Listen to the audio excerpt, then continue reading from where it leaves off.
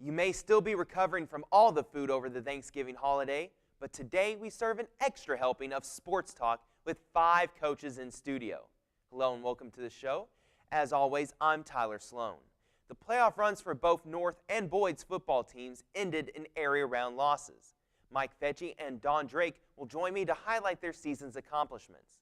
We also take a look back today at one of the best overall volleyball seasons in McKinney ISD history.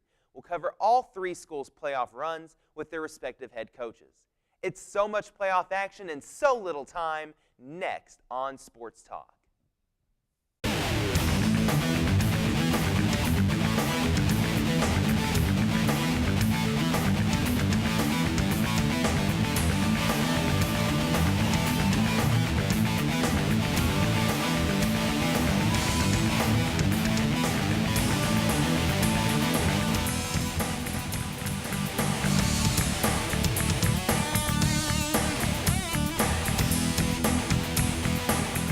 Bulldogs ended up losing in the area round the playoffs 70-49 to Mansfield Legacy.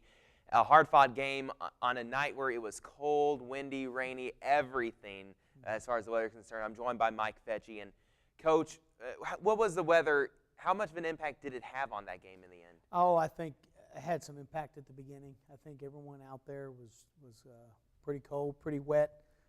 It was raining when we got there. It was rain through pregame. It was misting. The wind was blowing. It was really cold. It was what high school football playoffs should be that time of year. I think it had some effect on the game. I don't think it didn't obviously slow down much scoring on either side. But all in all, it was one of those games those kids will look back on, and I told them after the game when they're 40 years old, that game will have been 10 degrees outside and 4 foot of snow on the sidelines kind of deal. But it was cold and it was a fun night though. You got behind in the first quarter, 28-0. I mean, Legacy hit you bam, bam, bam right out of the gate. At that point, they also had their starting quarterback, Terrence Ivory, suffered an injury, and they brought in Sheldon Hogan, his backup, who's a little bit different sort of a player, more of a better thrower than a runner like Terrence Ivory is. But what, after being down 28-0, did you say to your team to help pull it back in the second quarter? Oh, I think I just told them settle down, start playing football. I mean, we came out flat. We didn't come out ready to play. And like you say, they score 3 touchdowns quickly on us. Then we turn the ball over and they take a fumble back for a touchdown, which hadn't happened to us all year long. And we're down 28-0. Kind of like we were back in that first district game against Sherman. It was a very similar setting. We just didn't come out ready to play. And, we started playing. We settled down. We made some stops and got some scores and, went into halftime down 1. Down 1 score and came out, got the ball to start the second half, went right down, scored and tied it up. We were right back into it. And then they just kind of pulled away from us there late. But it was one of those situations where once we settled down and started playing, we played. We don't have the highlights for today's game, but talking about some of the scores, Ronald Jones, again, broke off some huge runs in this game, had a big 71-yard run in that second quarter. Missed an extra point to start off and then threw a 2-point conversion to Jomar Davis, and he ended up having a big game, 3 receptions for 82 yards and a touchdown himself. Hadn't necessarily used the tight end Davis necessarily in the passing game that much this year. What'd you like about his matchup? Well, I think what we saw, what Coach Harden saw, was that they were playing some man coverage stuff on us, and the guy they had man covering our tight end was a linebacker who we knew was also responsible for the run. It was a weapon we hadn't used a lot during the year, was throwing the ball to the tight end down the middle. And so it was there, so we went in and got that done. Jomar had a big game, and I was glad for that.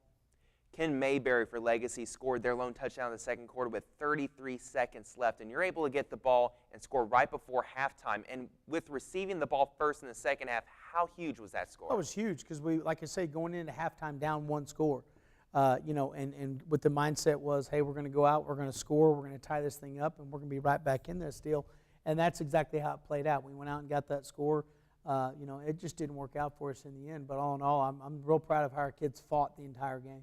You had it tied 35-35, also 42-42 in the third quarter. What do you think allowed, in the end, Legacy to pull away by 1 and then 2 scores and then finally 3? Oh, it comes down to little bitty things, to be real honest with you. We had one drive where we actually throw about a 70-yard pass down to about the 1-inch line and got called back for illegal procedure. We didn't have enough men on the line of scrimmage, and that was a big second and long play, which made it second and very long, and we don't convert on that drive. there. And then there was a couple of plays where we just didn't tackle well. We did, for the majority of the night that was kind of the case. But there in the second half we had chances to make stops and didn't get it done. There was a time we kicked off to them and they put the ball on the deck and fumbled it and we didn't recover it. There was just 4 or 5 plays there in the second half that if they go the other way, we come out of it with the victory. And then they got a score late. We obviously were backed up on our own end, and we had to go for it on 4th down and long and didn't get it. So they had a short field, went and scored again. But, all in all, like I say, I was real proud of our kids' fight. I remember because I was listening to the game on KLAC for that coverage, and there was one point in the 4th quarter where you had Legacy pinned their own end, and they had to punt, and they could only punt to about their own 38-yard line. You had a chance to go back, and I believe it was maybe a bad snap on 1st down. You lost a lot of yardage. Mm-hmm. Could never convert there on that 4th and long. That seemed to be the series that you had to get it done and just couldn't quite do it. And that's what it was. It came down to, as they always do in games, especially in big playoff games, mistakes are magnified tenfold, and that's what happened. We made some mistakes. We didn't make some plays, and we had to make them, and they did. So they get the win, and they got to move on. So credit to them. But all in all, like I say, I was real proud of our fight because we showed a lot of guts. We showed a lot of character to come back and hang around and fight like we did. Another good game for Ducey in the stat sheet, 231 yards passing, 2 touchdowns, no picks, and Ronald Jones, 23 carries for 282 yards and 5 touchdowns. Right now, Ronald is number 2 in the 4A area as far as rushing yards. Only Xavier Turner of Birdville has more, and it doesn't look like anybody's going to catch him, so he's going to finish his junior season the number 2 rusher in the area. How impressed are you of his ability this year? Oh, I'm very impressed. Ronald had a great year. He is very level-headed. He works hard at what he does. He's going to be a big factor for us next year, hopefully. And we're excited about that. And we're excited for the year that he had. And Ben Ducey also, he eclipsed 2,000 yards passing in this game for this season, 16 touchdowns to 3 interceptions. How do you replace that as you lose Ben Ducey next year? Well, the numbers are hard to replace, no doubt about it, but probably even harder to replace is the leader that he is and the type of kid that Ben is and what he brings to a program. He's an immense competitor. He's very, very competitive. He's a great leader. He's going to be tough to replace in that aspect. And the numbers are, he had a great year. He really did. He threw for over 2,000 yards. Like I say, 16 touchdowns. He had a great season. It goes back to he worked hard. He worked hard to get there. And he was dissatisfied with his junior year performance, and he went out and did something about it. And I'm glad he had the year that he had. Now, as you retool for next season, you have a lot of guys on the offensive line that are replaced. You're going to have one returning starter. Where are these guys going to come from, and how ready are they to accept this challenge? Hopefully from guys in our program. No. We got some kids that we feel like can step up and do that. That's a big group of kids for us to lose. Not only, they had played a lot of football together. They were the heart and soul of our team. They were big-time leaders. Those 4 guys that are graduating up front, and 5 if you count Travis Chapman, after he was lost for the year to that knee injury. Those guys are tough to replace, and we're going to have to go out there, and that's going to be a number 1 priority for us is to find some guys to do that. We got some kids we feel like have a chance to do that. We'll just have to get them in off-season and get them going and see how that all plays out. And on the defensive side of the ball, obviously Tyler Fowles is one of the big losses that you're going to have. But you do return several starters on defense. Justin Matabuke really stepped it up this year and made some good plays. And you got a lot of guys in the secondary back as well. Yeah, losing Tyler Fowles at corner, losing Abraham Garcia at linebacker, and then Elliott Patton, and then Darius Arnold. We're losing four starters for us. We got some kids that, Nick Leschowitz and Zach Farrell and Noah Forte and guys that play defensive end. We got some kids coming off the JV we're excited about, Bryant Bailey and Colin Pratt and guys like that coming up at the defensive end spot. The back end, losing Tyler Fowles, kind of like on Ducey on offense, a leader, a kid that worked his tail off, had a great senior season and a great career for us, and we're going to miss him immensely. There's no doubt about it. You got Taylor Jones, who played a significant amount of corner for us this year. He'll be back as a guy back there. And then linebacking core, you got Bricky Thomas and Caleb Huffer, stepping into that role, hopefully with the absence of Abe and Elliott. Again, Abe's one of those guys that was just a great leader the entire time he was here, and Elliott was the same way. The hard part to replace is the leadership character that our seniors are leaving right now. One thing that was really great about this particular playoff matchup with you and Legacy is it's 2 young schools on the up and up in football, your best seasons by far for both teams.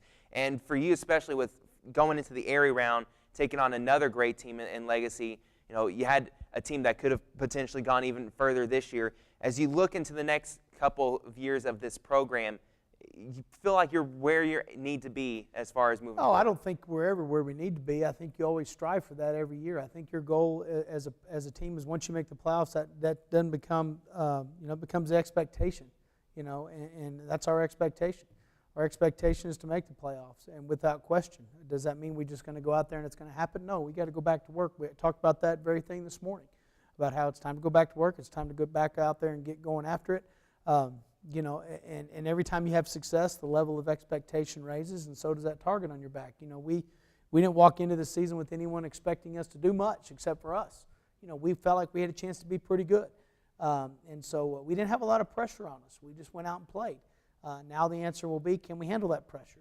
Can we go into next season where we're going to be expected, I would assume, to do some things because of the number of returners we have on defense, because you're returning the leading rusher in the Metroplex, And so, we'll have to go out there and just have a great offseason and get out there and get after and get back to work.